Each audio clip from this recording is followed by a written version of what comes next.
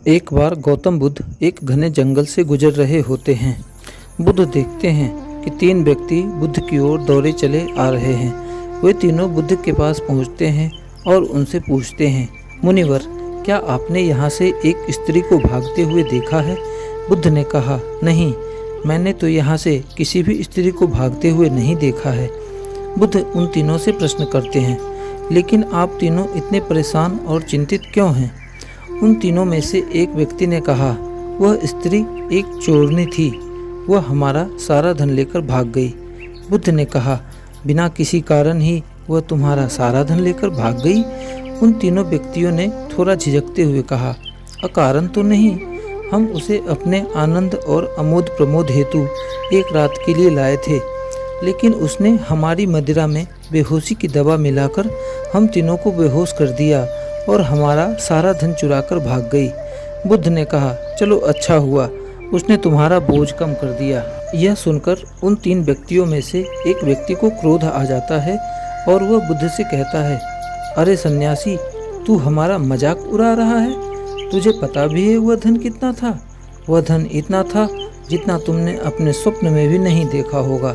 बुद्ध ने मुस्कुराते हुए कहा, वह स्त्री तो अब भी तुम्हारा सबसे कीमती धन लूट रही है, लेकिन तुम कुछ भी नहीं कर पा रहे हो। तभी उनमें से एक व्यक्ति बोला, लेकिन ये कैसे हो सकता है? हमारा धन तो उसने कल रात को लूटा था, लेकिन आप ये क्यों कह रहे हैं कि वे अब भी हमारा धन लूट रही है? बुद्ध ने कहा, धन तो उसने भूतकाल में लूटा था, लेकिन तुम उसके बारे में सोचकर अपना वर्तमान गंवा रहे हो। वह तुम्हारा वर्तमान भी तुमसे लूट रही है। हो सकता है तुम उसे भविष्य में पकड़ लो और दंड भी दो, लेकिन इस भूत और उस भविष्य के चक्कर में तुम्हारा वर्तमान तो हाथ से जा रहा है। और यही सबसे बड़ी समस्या है। तुम भूतकाल का बोझ उठाए उस भविष्य को बदलने का प्रयास कर रहे हो जो अनिश्चित है, और खो रहे हो अपना वर्तमान।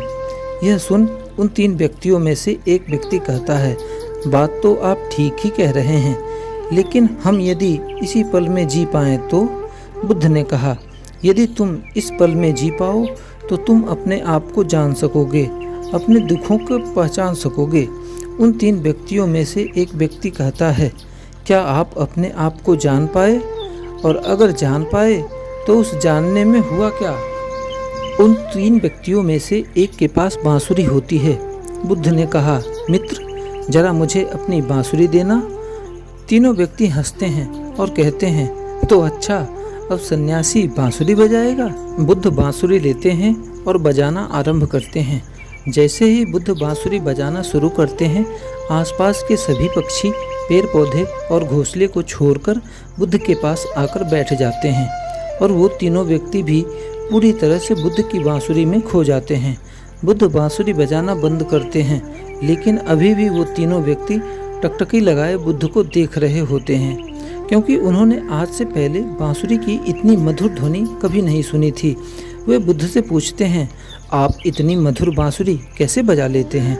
बुद्ध ने कहा, अगर तुम भी इतनी मधुर बांसुरी बजाना चाहते हो तो बांसुरी पर ध्यान न लगाकर अपने आप पर ध्यान लगाओ, खुद को जानने पर ध्यान लगाओ। यदि तुम अपने आप को जानने में सफल हो पाए तो बांसुरी अपने आप ही मधुर बजेगी और सभी लोग उसे सुनकर आनंदित भी होंगे। बुद्ध उनकी बांसुरी उन्हें वापस देकर वहां से चले जाते हैं।